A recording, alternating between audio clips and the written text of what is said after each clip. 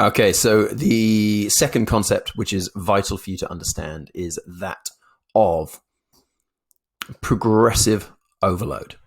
Okay, which is essentially, this concept is going to be how you are judging whether you're lifting heavy enough or not. Because people are always messaging me, how heavy should I be lifting? I can't tell you how heavy you should be lifting because everyone is different strength. Everyone is different level. There's no way I can tell you what weights to start on or how strong you should be. However, what I can usually see from looking at your workouts, which I do every week during the check-ins, is I can see when you should be increasing weight and when you've been stuck on the same weights for too long. So progressive overload, again, a big thing which is messed up in the average gym goer's program. Some don't implement it at all, and you'll see people come in and they'll just use their weights every single workout, and they'll just do the same weight every single workout, which means that there will be no progression whatsoever because the body responds to challenging stimulus. It responds to new stimulus. If you do the same weight forever, the body knows it can deal with it. There's no need to change anything. And then the other side is the typical kind of gym bro or gym lad who goes way, way, way too heavy, doesn't appreciate incremental progressive overload and just whacks on too much weight and loses technique, loses range of motion, injures themselves, and doesn't hit their rep targets and is just adding weight for weight's sake. So the way we want to look at this is essentially the adaptation that we need to get the body to do is going to be gained by challenging it with things it hasn't done before. And that doesn't mean confusing the muscle or whatever, kind of articles we've read in magazines before. We don't need to use different exercises. We don't have to use completely different workouts. We don't need to use crazy techniques.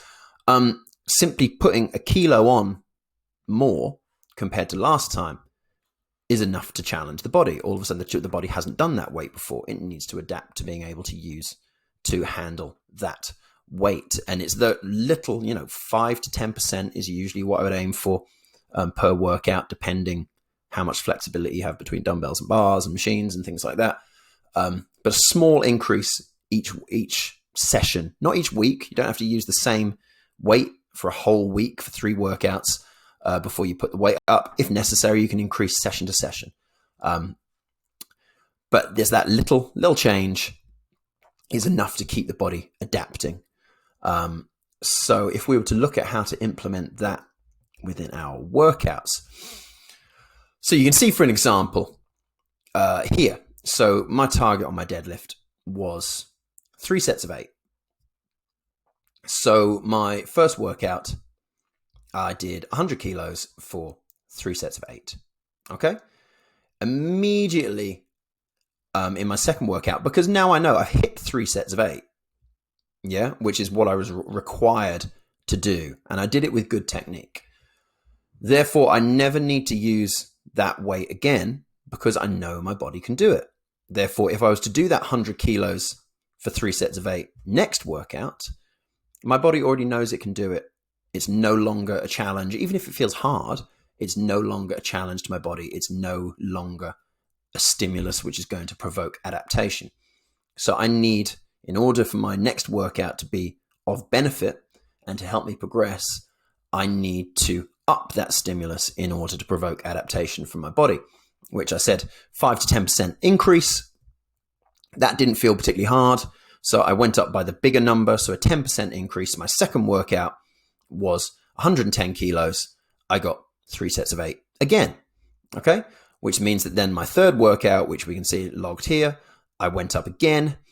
And I put it up to 120K for my third workout, and I got 3 sets of 8 again, which is a very clear example of progressive overload. That's workout to workout. Okay, very, very cut and dried. I went up by approximately 10% each workout, still hit my reps.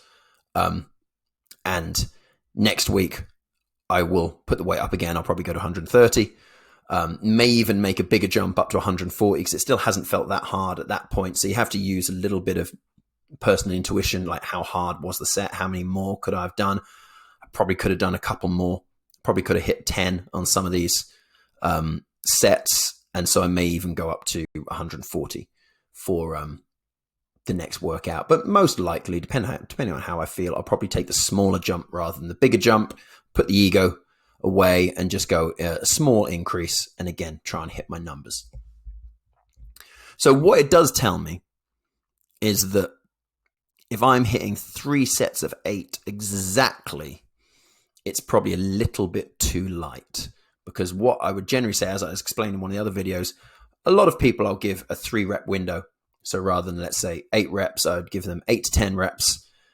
And so let's say I hit 10 on the first set, I can get 10, but then I'm starting to get tired by the second set. So I hit maybe 9-ish, and the third set, I can only get 8 before I can't do any more.